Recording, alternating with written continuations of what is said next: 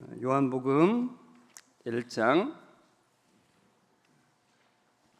9절에서 14절까지 말씀입니다. 신약성경 142면에 있는 요한복음 1장 9에서 14절 말씀을 제가 봉독해 드리겠습니다.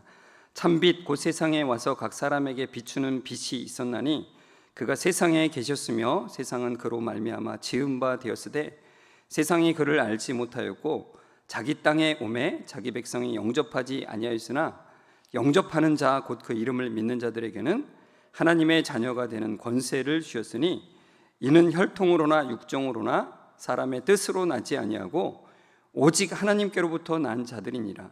말씀이 육신이 되어 우리 가운데 거하심에 우리가 그의 영광을 보니 아버지의 독생자의 영광이요 은혜와 진리가 충만하더라. 아멘. 우리 옆 사람과 인사하겠습니다. 성도님, 말씀에 은혜 되세요. 이렇게 인사하겠습니다.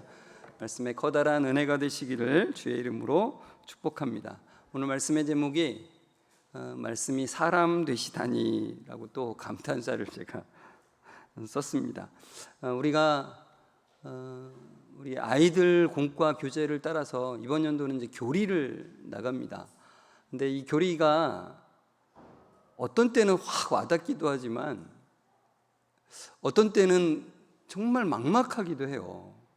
너무나 왜냐하면 이것을 우리가 다 깨달을 수가 없는 부분이 너무나 많기 때문에 그래요. 성경은. 근데 그럴 때 우리가 너무 어렵다 이렇게 하지 마시고 하나님 깨닫는 은혜를 주시기를 원합니다. 주님 말씀을 깨닫는 은혜를 주시기를 원합니다. 성령님께서 제 마음에 역사하시면 그 말씀을 깨달을 수 있사오니 역사해 주십시오라고 기도하며 나아가셨으면 좋겠습니다. 그래서 말씀이 육신이 되는, 그러니까 사람이 되는 그 은혜를 여러분 이 시간에 깊이 깨닫는 은혜가 함께하기를 주의 이름으로 축복합니다. 먼저 우리가 이 말씀을 좀 더 깊이 좀 보기 위해서 창세기 15장 12절과 17절, 18절을 좀 먼저 봤으면 좋겠습니다. 같이 읽어볼까요? 해질 때에 아브라함에게 깊은 잠이 임하고 큰 흑암과 두려움이 그에게 임하였더니 해가 져서 어두울 때에 연기나는 화로가 보이며 타는 횃불이 쪼갠 고기 사이로 지나더라. 그날에 여호와께서 아브라함과 더불어 언약을 세워 이르시되 내가 이 땅을 애굽 강에서부터 그 큰 강 유브라데까지 내 자손에게 주노니. 그래요. 여러분 창세기 15장은 성경의 키워드가 되는 장이라고 제가 말씀드렸습니다. 그러니까 이 의미를 알면은 성경 전체가 꿰뚫어지는 거예요. 성경 전체가. 그러니까 이 장을 여러분 깊이 있게 보셔야 돼요. 많이 묵상하셨으면 좋겠어요. 여기를 보면은 이제 12절에 보면은 이렇게 돼 있죠. 아브라함의 깊은 잠이 임했다 그랬어요. 그러니까 잠들어 있음에도, 그런데 그 뒤에 보면 뭐라고 나와요? 큰 흑암과 두려움이 임하고 하나님께서 이제 그에게 말씀을 하신다는 거예요. 그러니까 여러분 잠에 빠져 있는데 하나님이 그에게 환상으로 잠에 들어 있음에도 불구하고 보여주시고 말씀하신다는 거예요. 근데 잠에 들어있는 이유가 제가 지난번에 한번 말씀드렸듯이 아브라함이 깨어있으면 어떻게 한다고요? 그 쪼갠 짐승 사이를 이제 이 두 계약자가 이제 들어가는 건데 아브라함이 그 사이를 지나게 되면은 아브라함은 죽임을 당할 수밖에 없는 거라 이거예요. 그래서 하나님께서 아브라함을 잠들게 하시고 잠들었음에도 불구하고 그에게 환상으로 보여주시고 이 장면을 보여주시고 그리고 그에게 말씀을 해주신다는 거예요. 그러니까 그가 잠들었음에도 본 그 장면이 뭐예요? 타는 횃불이 그 쪼개져 있는 고기 사이로 지나간다는 거예요. 그리고 하나님께서 아브라함에게 언약을 하시는데 그 언약의 내용이 뭐냐면은 이 땅과 수많은 자손은 별과 같은 그 자손을 너에게 주시겠다, 아브라함에게 주시겠다라고 약속하시는 거예요. 그런데 이 땅과 아브라함에게 주시는 그 별과 같이 수많은 자손은 단지 이 세상의 땅과 단지 많은 자손을 그냥 단순히 주신다는 의미가 아니라, 히브리서에 의하면 그게 이제 명확하게 나오죠. 새 하늘과 새 땅을 의미하는 것이고, 그리고 그 자손은 하늘나라의 백성을 의미한다는 거예요. 그러니까 여러분, 아브라함과 그 후손은 하늘나라의 백성이 될 수가 없는 존재인데, 하나님께서 그들이 감당해야 되는 그 언약 지키는 것을 친히 이루시겠다라고 약속하시는 장면이라는 거예요, 이게. 그래서 이 창세기 15장은 제가 지금 설명드려도 다 깨닫지 못하시더라도 다시 한번 보셔야 돼요. 그래야만 성경 전체가 이게 보이게 된다는 거죠. 그래도 오늘 제가 최선을 다해서 다시 한번 이걸 설명을 드리는 거예요.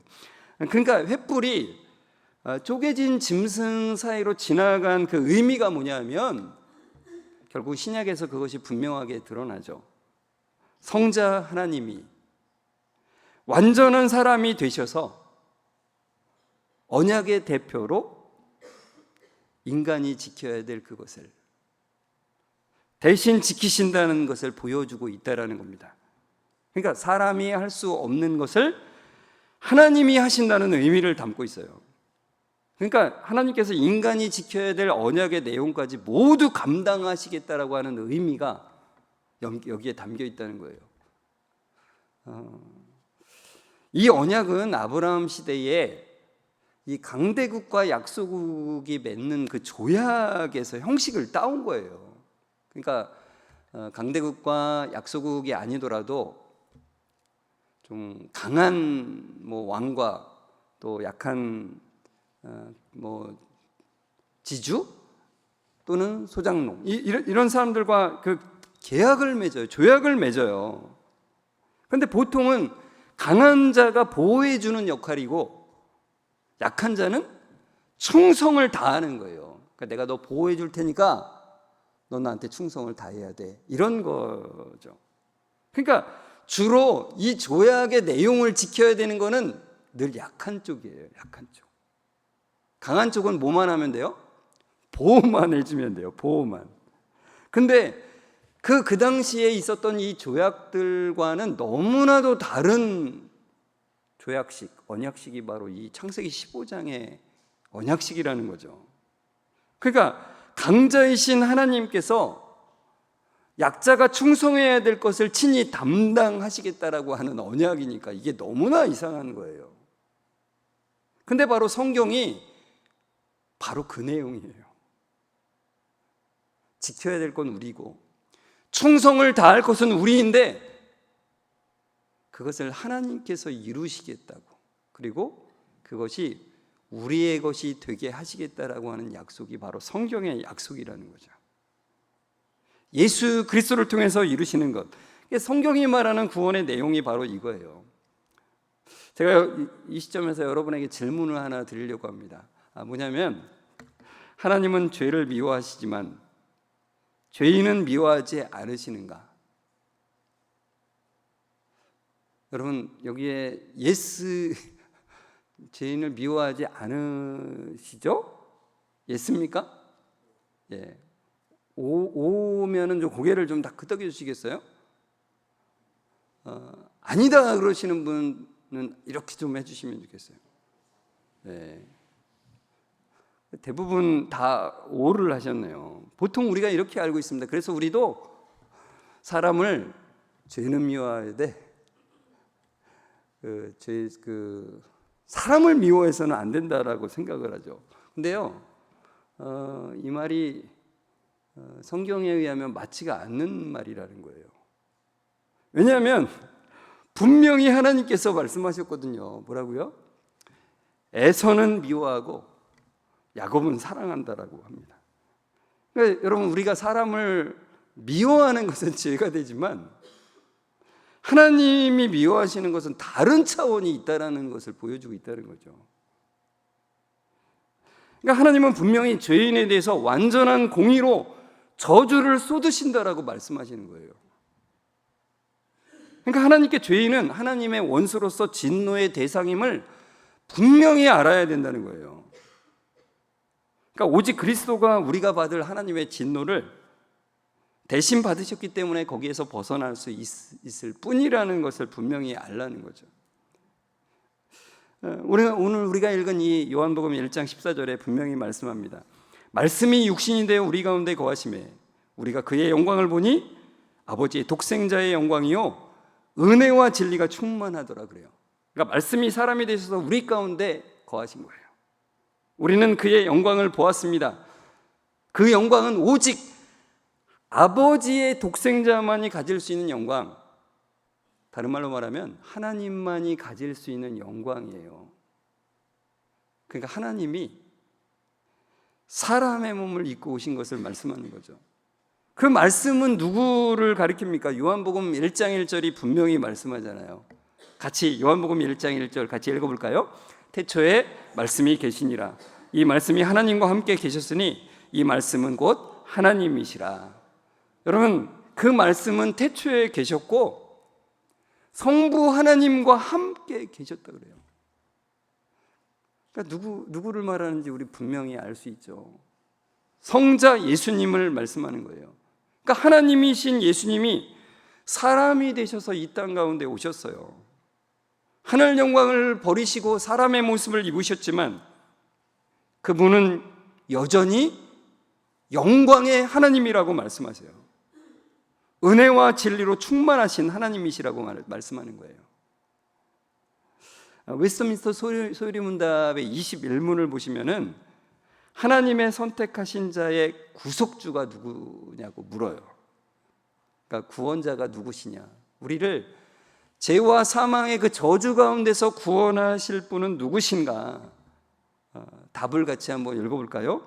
하나님의 선택하신 자의 유일한 구속주는 주 예수 그리스도이시니 그는 하나님의 영원한 아들로서 사람이 되셨고 그 후로 영원토록 단일한 인격에 대조되는 두 가지 구별된 성품을 가지신 완전한 하나님이시요 완전한 사람이십니다. 그래요. 하나님이 인간의 몸을 입으셔서 두 가지 성품을 지니셨대요. 그게 뭐예요? 신성과 인성을 동시에 가지고 계시다는 거예요. 그러니까 이게 사람의 생각으로는 도저히 이해할 수가 없는 거예요. 어떻게 전능의 하나님이 시공간의 제한을 받는 인간의 그 인성을 입으셨는데 그 신성과 인성이 어떻게 동시에 같이 존재할 수가 있는가? 그러니까 완전한 하나님이시면서 영어로는 fully God, 그리고 완전한 사람 fully human. 그러니까 완벽하게 하나님이시면서 완벽하게 인간이시라는 거예요. 그게 어떻게 가능할 수 있냐는 거죠. 인간의 생각으로는 이게 이해가 안 되는 거죠. 웨스트민스터 소유리문답 그 다음 문항이 22문이 이렇게 돼 있어요. 그리스도께서 어떻게 사람이 되셨습니까? 같이 답을 읽어볼까요? 하나님이 아들이신 그리스도께서 사람이 되신 것은 성령의 권능으로 동정녀 마리아에게 잉태되어 그에게서 태어나심으로 참된 몸과 지각 있는 영혼을 취하신 것입니다. 다만 죄는 없으십니다. 그래요. 하나님이신 예수 그리스도께서 사람이 되신 것은 인간의 힘으로 된 게 아니다. 뭘로 됐어요? 성령의 권능으로. 성령으로 잉태되셨기 때문이라고 말씀하죠. 그러니까 전적으로 인간이 되셨지만 하나님으로 인해서 잉태되신. 그래서 죄와는 완전하게 차단되신 분이라고 말씀하는 거예요. 그러니까 첫 번째 아담이 실패했기 때문에 첫 번째 아담은 죄가 없었잖아요, 원래. 근데 죄를 범했잖아요. 그래서 두 번째 아담으로 오신 거예요. 완전한 사람으로. 죄가 없으신 분으로 오신 것이죠. 그래서 우리가 믿는 것은 그거예요. 분명히 예수님의 신성과 인성이 있는데 두 본성은 구별은 분명히 돼요. 그러나 연합되어 있다는 겁니다. 연합되어 있다. 칼케돈 공의회라는 게 있어요. 막 이런 용어들이 나오면 뭐 너무 염두에 두지 마시되, 이 기독교 역사가 일어나면서 수많은 이단들이 이 그리스도의 신성과 인성에 대해서 너무나 많이 잘못되게 말하는 사람들이 있었기 때문에 이런 교리들이 정립되게 된 거예요. 그래서 칼케돈 공의회에서 이렇게 같이 이 성경이 말하고자 하는 진리가 이거라는 것을 여기에 기록을 하게 돼요. 뭐라고 나오냐면 그리스도의 두 본성은 혼합이 없이, 혼동이 없이, 분할이 없이, 분리 없이 존재한다는 거예요. 그러니까 분명히 두 본성은 구별이 된다는 거예요. 구별이. 그렇지만 같이 함께 연합해서 존재한다는 것을 말씀한다는 거죠. 그러니까 많은 이들이 그리스도의 신성을 부정하는 사람들이 있었고요. 어떻게 예수님이 하나님이 될 수가 있냐, 사람이잖아 사람, 이렇게 말하는 사람들이 있었고요. 또 어떤 사람들은 인성을 부인하는 거예요. 하나님이 어떻게 인간이 돼? 그러니까 사실은 영적으로만 존재하고 겉으로만 사람인 것처럼 보이게 하신 거라고 그렇게 말하는 사람들이 있었다는 거예요. 그리고 또 어떤 사람들은 예수님이 신성과 인성이 혼합이 되어가지고 제3의 인격체를 가진 분이라고 그렇게 말하는 사람들도 있었어요. 왜냐하면 인간이 이 하나님의 신성과 인성이 함께 존재한다는 게 이해가 안 되니까 자기들 나름대로 그거를 이해하려고 그런 방법들을 그런 이론들을 내는 거죠. 또 어떤 이들은 예수님의 신성과 인성이 각각 독립적으로 존재한다라고 주장을 한 거예요. 근데 그렇지 않다는 거예요. 두 본성은 분명히 구별되지만 연합되어 있다는 것입니다. 그러니까 여러분, 우리가 예수님이 십자가에 죽으셨다라고 말하지 예수님의 인성이 십자가에서 죽으셨다 이렇게 말하지 않는 거예요. 예수님이 인성만 주고 신성은 그냥 별도 있었던 거 이렇게 말하지 않는다는 거예요. 연합되어 있기 때문에 그런 거예요. 왜? 근데 그렇게 된 것이 뭐냐면 하나님은 영원하시기 때문에 죽으실 수가 없는 분이잖아요. 그러나 우리 대신에 죽으시기 위해서 사람의 몸을 입으셨다는 거죠. 그러니까 예수님은 중보자로서 십자가에서 죽으실 수 있는 존재로 오신 거예요. 인간의 몸을 입으셨다는 건. 그러니까 완전하신 하나님이 확실히 사람이 되신 거예요. 확실히. 완벽하게. 가짜로 사람이 되신 게 아니라, 그러니까 어떤 사람들이 주장할 수 있는 가연설이라고 하거든요. 그걸. 그러니까 영적으로 오셨는데 모습만 보인다는 거예요. 근데 그렇게 가짜로 오신 게 아니라 완벽한 인간이 되어서 오셨다는 거예요. 지난주에 우리가 살펴봤던 말씀 갈라디아서 4장 4절에서 6절에도 이 말씀 있잖아요. 우리 4절만 같이 읽어볼까요? 때가 참에 하나님이 그 아들을 보내사 여자에게서 나게 하시고, 그러죠. 영원하고 영이시며 무한하신 분이 이 시공간 속으로 들어오신 거예요. 그러니까 여러분, 우리가 만약에 개미가 불쌍하다고 해서 개미가 내가 되어서 개미를 도와주고 개미 대신에 내가 뭔가를 대신 행했다고 해서 내가 개미가 됐다고 쳐보십시오. 여러분, 이 사람으로 살아가다가 갑자기 개미가 되면은 얼마나 답답하고 얼마나 많은 제한이 있게 되겠습니까? 그런데 전능하신 하나님이 이 시공간 속으로 들어오셔서 그 제한되신 것은 비교될 수가 없어요. 그것과. 그러니까 우리가 상상만 해보는 거죠. 내가 개미가 됐을 때 어떠할까? 근데 그 하나님은, 예수님은 그거와 비교할 수가 없는 그 제한 속으로 들어오셨다는 거예요. 왜냐하면 우리가 감당해야 될 그 율법의 요구를 다 이루시기 위해서 오셨다는 거예요. 율법 아래 나신 것. 그러니까 여러분, 이 말씀을 진짜 깊이 있게 묵상하셨으면 좋겠어요. 여자에게 나게 하신 그 이유가 율법 아래에 있는 자들을 속량하시기 위함이라는 이 말씀을 깊이 있게 생각하셨으면 좋겠어요.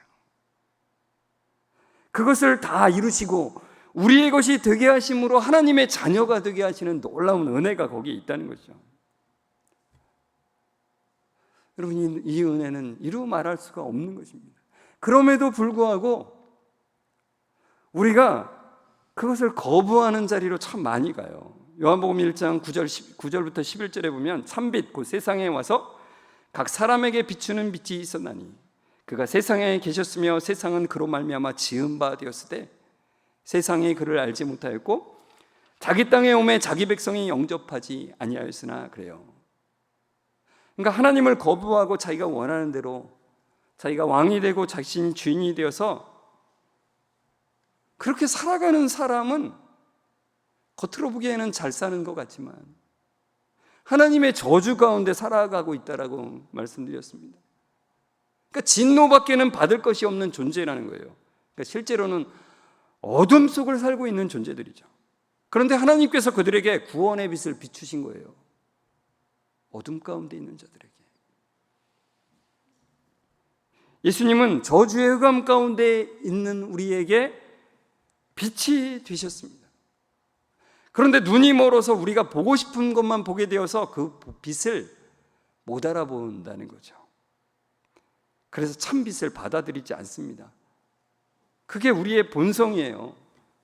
제가 전도하러 나가면 이걸 여실히 느낍니다. 어제도 전도하러 나갔는데 96세의 남자 어르신을 만났어요. 96세면은 이게 다니기가 쉽지 않으실 것 같잖아요. 근데 보기에 70세로 보여요. 70세로.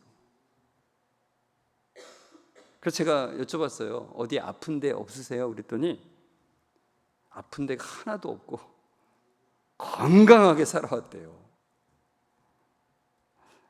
그래서 어려운 점은 없냐고 제가 여쭤보니까 다 이제까지 일이 잘 풀렸고 공직에 있다가 좋은 회사 다니고 또 그 회사 나와서 사업을 해가지고 돈도 많이 버셨대요.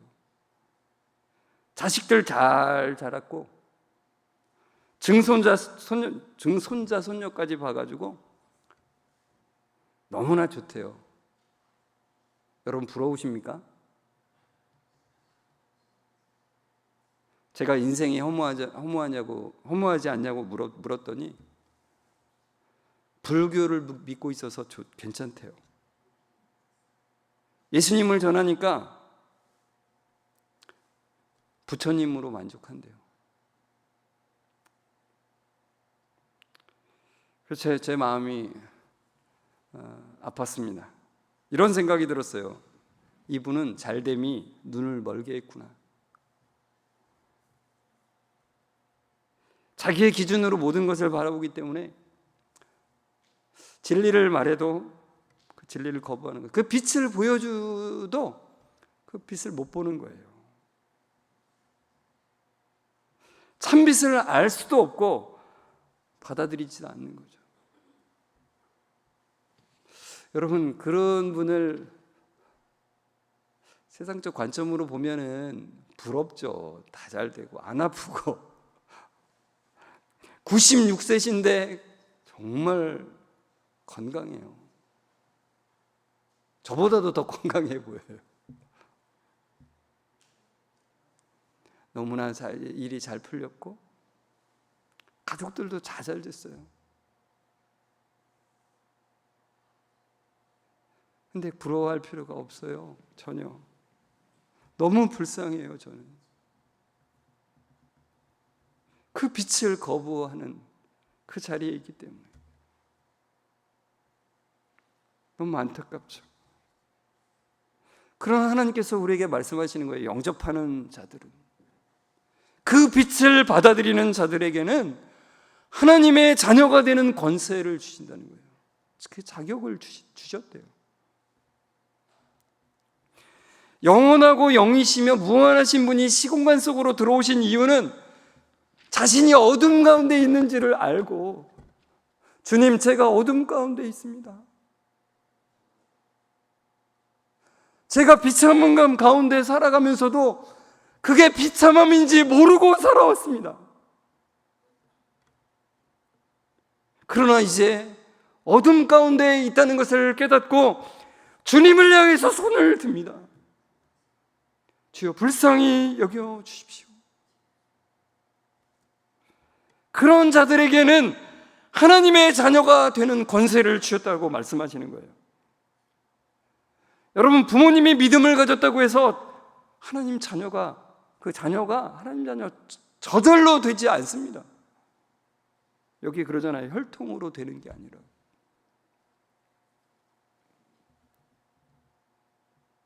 사람의 의지나 계획에 의해서 하나님 자녀가 되는 것도 아니에요. 나 오늘부터 하나님 자녀 될래. 100번 1000번 되뇌이고 100번 1000번 외친다고 해서 되는 게 아니라는 거예요. 오직 하나님이 이것을 깨닫게 하실 때 그것이 가능하다는 거예요. 전능하신 하나님이, 영원하신 하나님이, 시공간을 초월하신 그 하나님이 나 대신에 내가 충성해야 될 것을, 내가 지켜야 될 것을, 내가 감당해야 되는 그 율법의 요구를 대신 감당하시기 위해서 오신 그 은혜가, 그게 어떤 것인지를 고백하게 되는 자리로 가게 된다는 거예요. 은혜가 있을 때 가능합니다. 참된 생명을 주시기 위해서 인간의 몸을 입으셨구나. 저주바다에 마땅한 자를 자녀 삼아 주시기 위해서 십자가를 지셨구나. 그래서 그 은혜 때문에 모든 삶을 감사로, 은혜의 기쁨으로 살게 되는 것입니다. 여러분, 하나님이 사람이 되셨다는 것, 우린 너무 맨날 들어서 그래 그랬나 보다, 예수님이 그냥 사람이 되셨나 보다, 우리는 이렇게 생각할 때가 많죠. 여러분, 그러나 이거는요, 매일 생각해도 놀라운 거예요. 사실 매 순간 생각해도 얼마나 놀라운 은혜인지 모릅니다. 하나님이 사람이 되신 그 은혜, 흑암 가운데서 나를 구원하신 그 은혜, 참 생명을 주시고 참 빛 가운데 나오게 하신 그 은혜, 그 은혜를 날마다 생각하며 찬송하며, 그것을 모르고 어둠 가운데 살아가는 사람들에게, 그 사람들이 부러워지는 게 아니라 불쌍히 여기는 마음들을 가지고 나아가는 주님, 그 은혜를 허락해 주십시오 하는 그 기도가 여러분의 입술에서, 마음에서 끊이지 않기를 주의 이름으로 축복합니다. 우리 함께 이 시간 말씀을 생각하면서 찬송가 32장 1절을 같이 찬송했으면 좋겠어요. 만유의 주제, 존귀하신 예수, 사람이 되신 하나님, 나 사모하여 영원히 섬길 내 영광 되신 주로다. 이 은혜를 같이 우리의 전심을 다해서 같이 찬송했으면 좋겠습니다.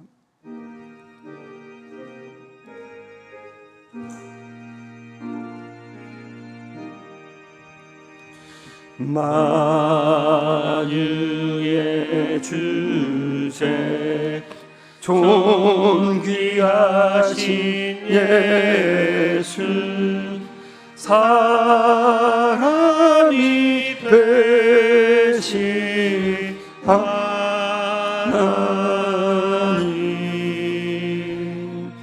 나 사모하여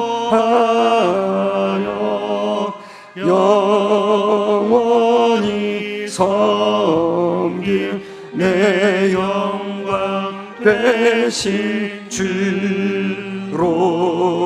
다시 한번 만유의 주제, 만유의 주제, 존귀하신 예수, 사람이 되신 하나님,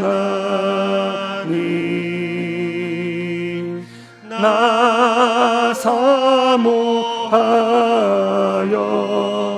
영원히 섬길 내 영광 되신 주로다.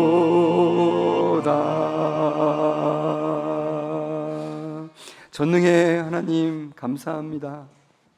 우리를 구원하시기 위해 하나님이신 예수님을 보내주심에 감사드립니다.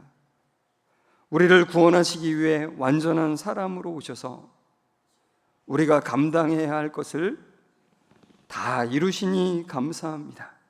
그 이루신 것을 우리에게 입히시니 감사합니다.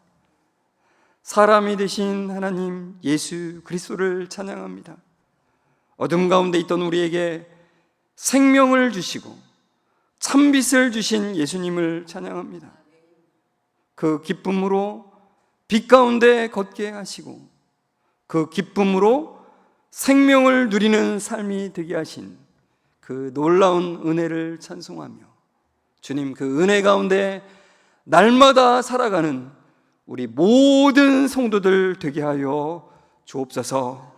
모든 영광을 하나님께 올려드리며 예수 그리스도의 이름으로 감사하며 기도드리옵나이다. 아멘. 우리 주 예수 그리스도의 은혜와 하나님의 사랑하심과 성령님의 교통하심이 우리를 구원하시기 위해서 사람이 되신 하나님을 바라보며 나아가는 우리 모든 성도들과 특별히 다음 세대를 품고 기도하는 우리 교사들과 그 가정들 위해 지금부터 영원까지 함께 있을지어다. 아멘.